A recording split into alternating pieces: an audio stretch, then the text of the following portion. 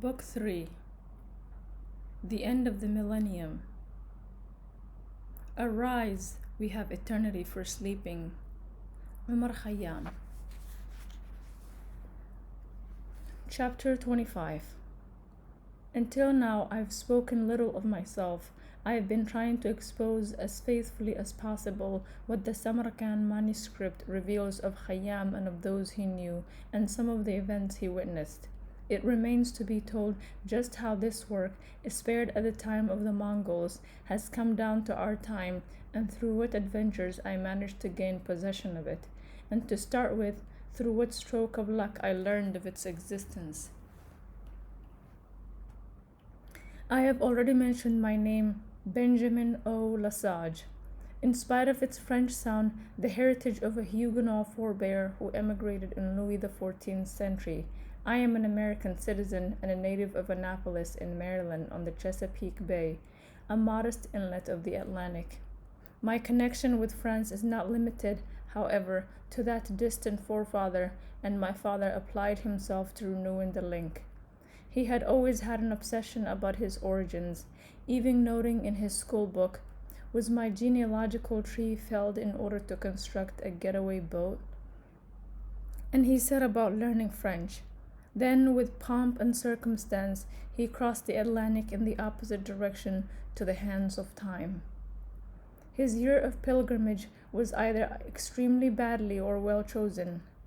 He left New York on 9 July 1870 on board the Scotia. He reached Cherbourg on the 18th and was in Paris on the evening of the 19th, with war having been declared at midday.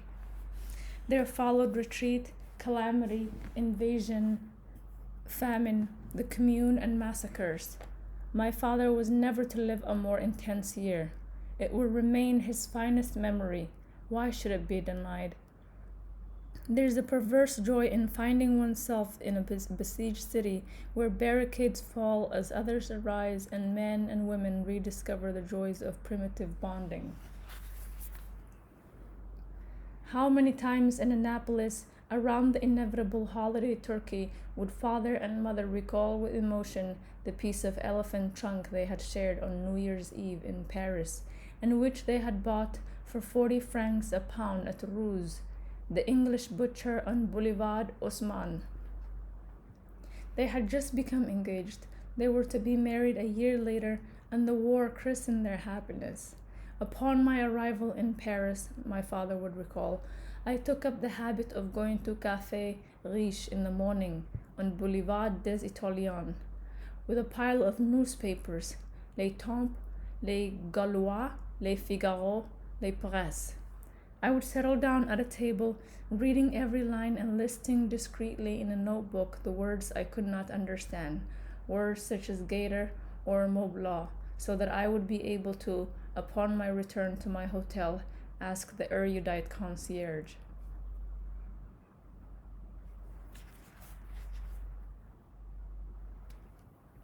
The third day, a man with gray mustache came and sat at the next table. He had his own stack of newspapers, but he abandoned them soon in order to observe me. He had a question on the tip of his tongue.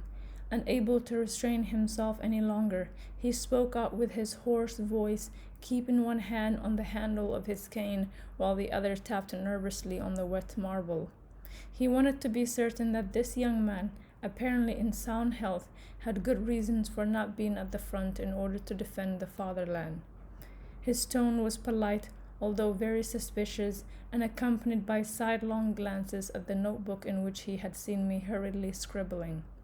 I had no need to argue, as my accent proved to be an eloquent defense. The man gallantly apologized, invited me to his table, and mentioned Lafayette, Benjamin Franklin, Tocqueville, and Pierre l'Enfant, before explaining in detail what I had just read in the press. How this war would be just an excursion to Berlin for our troops. My father wanted to contradict him, although he knew nothing of the comparable strengths of the French and the Prussians. He had just taken part in the Civil War and had been wounded in the siege of Atlanta. I could testify that no war was a picnic, he told us, but nations are so forgetful and gunpowder so intoxicating that I held back from being drawn into an argument. It was not the time for discussion, and the man did not ask my opinion. From time to time he would utter a "don't you think so?" which hardly required an answer. I replied with a knowing nod.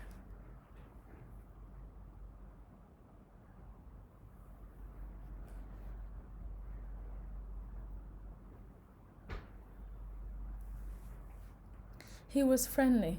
Besides, we met every morning after that. I still spoke very little, and he stated that he was happy that an American could share his views so thoroughly. At the end of his fourth monologue, which was just as spirited, this august gentleman invited me to dine with him at his home. He was so certain of obtaining my agreement yet again that he hailed the coach before I could even formulate a reply. I must admit that I have never regretted it.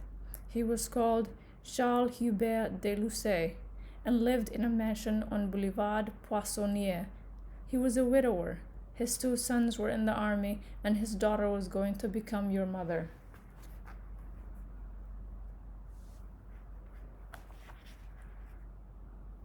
She was 18, and my father was 10 years older. They observed each other in silence throughout long patriotic harangues. From 7 August, when it became clear, after 3 defeats in a row, that the war was lost and that the national territory was under threat, my grandfather became less verbose. As his daughter and future son-in-law busied themselves trying to temper his melancholy, a complicity sprang up between them.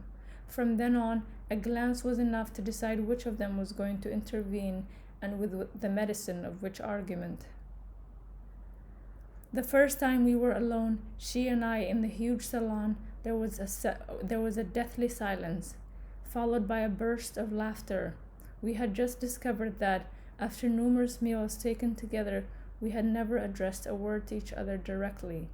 It was sweet, knowing and uncontrolled laughter, but it would have been unbecoming to prolong it. I was supposed to speak first. Your mother was clutching a book to her blouse, and I asked her what she was reading.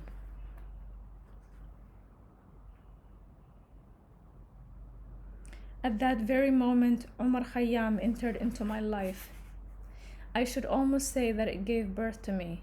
My mother had just acquired Les Quatrains de Khayyam, translated from the Persian by J.B. Nicolas, formerly chief dragoman of the French embassy to Persia, published in 1867 by the Imperial Press. My father had in his luggage the 1868 edition of Edward Fitzgerald's The Rubaiyat of Omar Khayyam. Your mother's rapture was no better hidden than mine. We were both sure that our lifelines were going to join. At no moment did we think that it could just be a simple coincidence that we were reading the same book. Omar appeared to us instantly like fate's password. To ignore it would have been almost sacrilegious.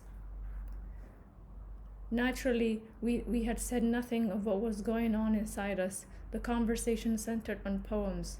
She informed me that Napoleon III in person had ordered the publication of the work. At that time, Europe had just discovered Omar. Some specialists in truth had spoken of him earlier in the century. His algebra had been published in Paris in 1851, and articles had appeared in specialized reviews. But the Western public was still unaware of him, and in the East itself, what was left of Khayyam? A name, 2 or 3 legends, some quatrains of indefinite authorship, and a hazy reputation as an astrologer.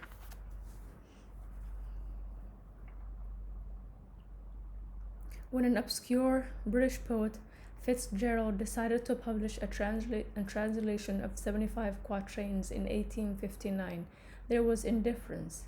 The book was published in an edition of 250 copies. The author offered some to his friends, and the rest were selling very slowly at the bookshop of Bernard Quaritch. Poor old Omar, he apparently was of no interest to no one, so Fitzgerald wrote to his Persian teacher. After 2 years, the publisher decided to sell off the stock. From an initial price of 5 shillings, the Rubaiyat went down to a penny, 60 times less.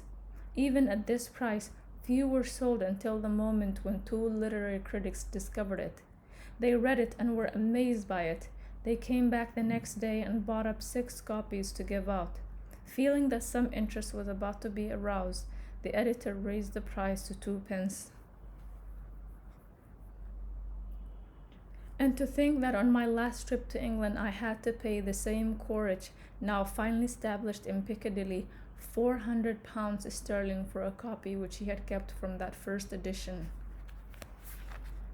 However, success was not immediate in London.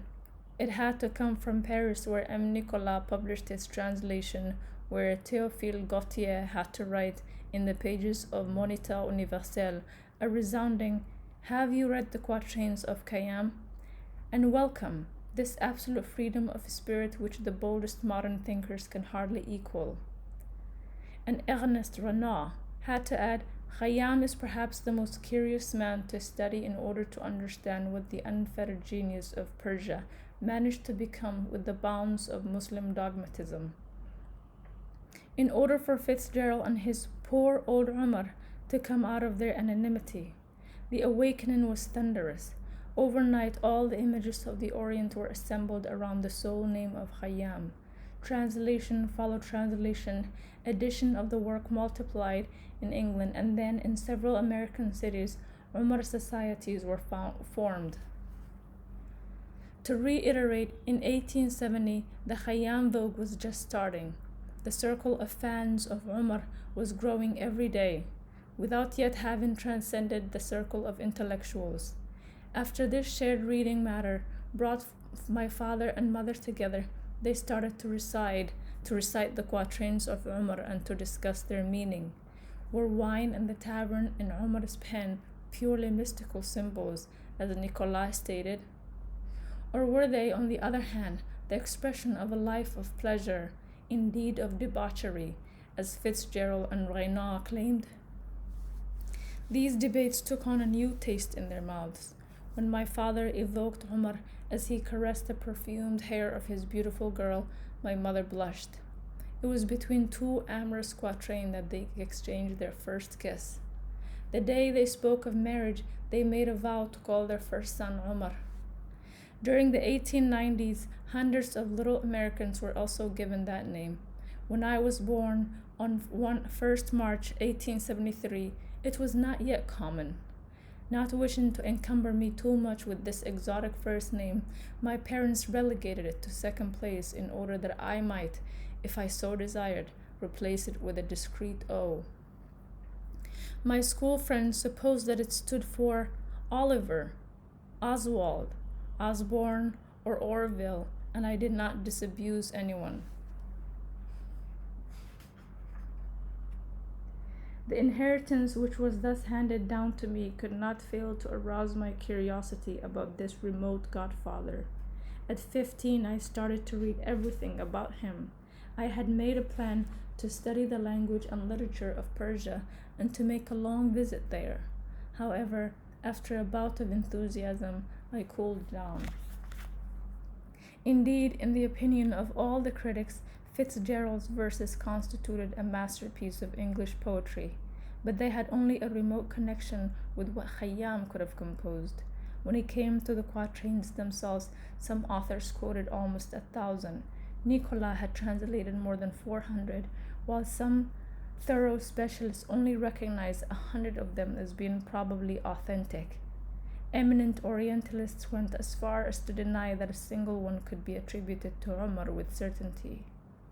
It was believed that there could have existed an original book, which once and for all would have allowed the real to be distinguished from the false, but there was nothing to lead one to believe that such a manuscript could be found. Finally, I turned away from the person, as I did from the work. I came to see my middle initial O as the permanent residue of parental childishness, until a meeting took me back to my first love and directed my life resolutely in the footsteps of Khayyam.